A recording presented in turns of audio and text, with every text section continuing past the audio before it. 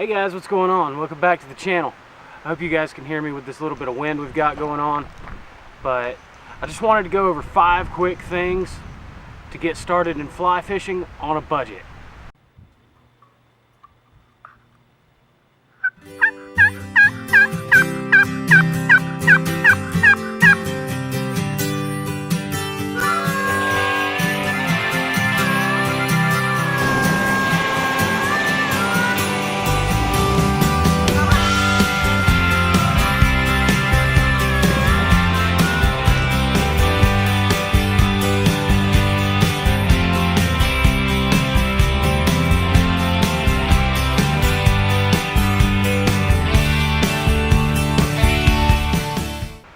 Alright, so I know with fly fishing there's a large barrier to entry normally, but it can be done on a budget. I started out on a really tight budget and I've just built up from there.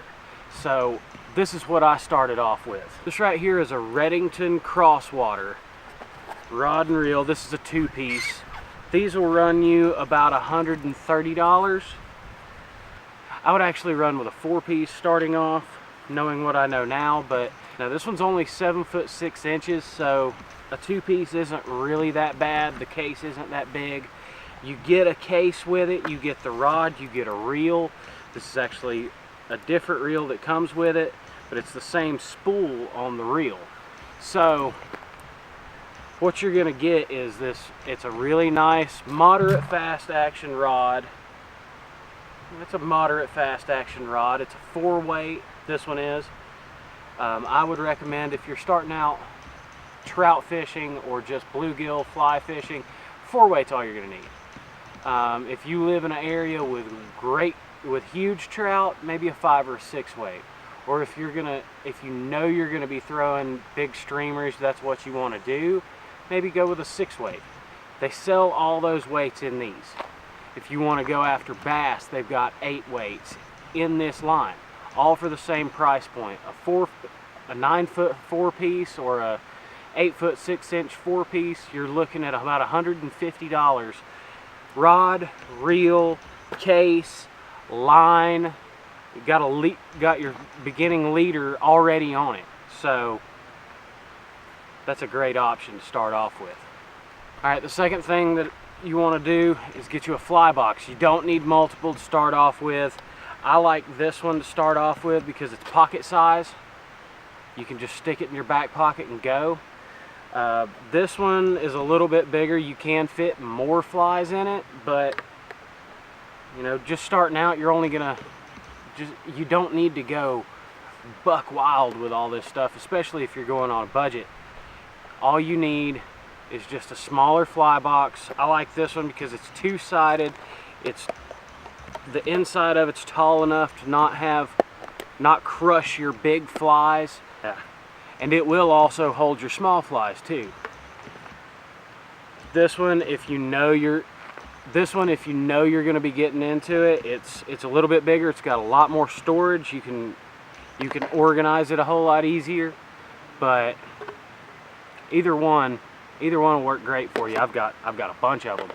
But this one's going to run you about $25, I believe. This one runs about $15. I'm going to link to all this stuff below, so check it out there. The third thing, a net really helps when you're trying to get fish in, especially if it's a little bit bigger fish. You definitely don't need to go with something as fancy as this, but Walmart, Amazon, Cabela's, most of your local fly shops are gonna have a decent net. I like the rubberized net like that one, but your old school mesh net is gonna be just fine. Just make sure that it's designed for the type of fish you're wanting to catch. All right, so the fourth thing is your tippet material. You're gonna use this to extend out your leader. You're gonna tie it onto the end of your leader. That way, every time you change flies, you're not cutting that off. I normally run 3X through 6X just about everywhere I go.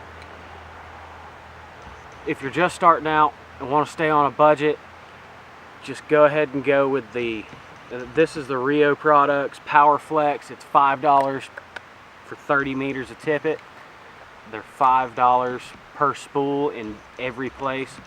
I know everybody talks about, well, you need to go with fluorocarbon. Yeah, sometimes it does help, but that's only if you're really, really specific. I do quite a bit of Euro nymphing on the water, so I run with fluorocarbon because it sinks better, it acts better in the water.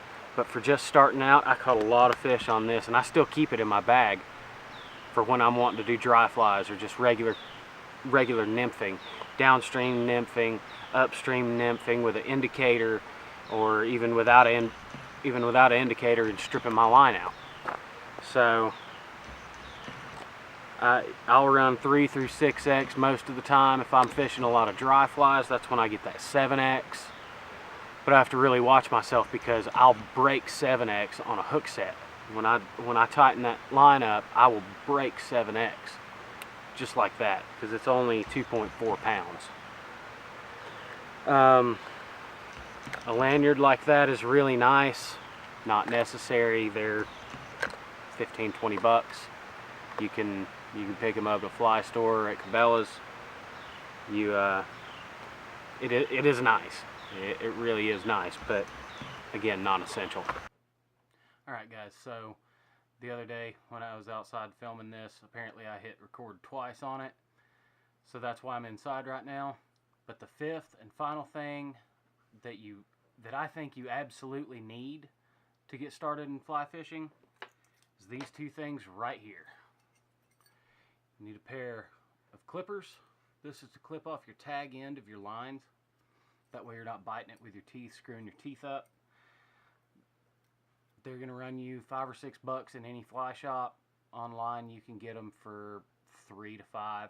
If you've got an extra pair of fingernail clippers laying around, works perfect. I would suggest getting one of these yo-yo type things. I'm not really even sure what to call it, but it keeps it attached to my pack, or you know, I have a much higher chance of not losing it. Second thing, forceps. I like getting nice forceps. They're gonna last you a long time. They don't really rust that bad, as long as you make sure to dry them off. They've got I don't know if you can see, but they've got a hook eye clean out in here, but I like the curved ones because you can really get into their mouth and pluck that hook out of there. So that's really it. I think the 5 things that I've listed today, you can get out the door for about $215, and that's for quality gear. Hey Dusty. Sorry, I have a visitor. My dog. But yeah, that's quality gear. You're not getting junk that's just gonna wear out in 6-8 months. I've had that crosswater Reddington for almost 2 years now, and I don't know how many fish I've caught on it, and it's still trucking right along just like the day I bought it.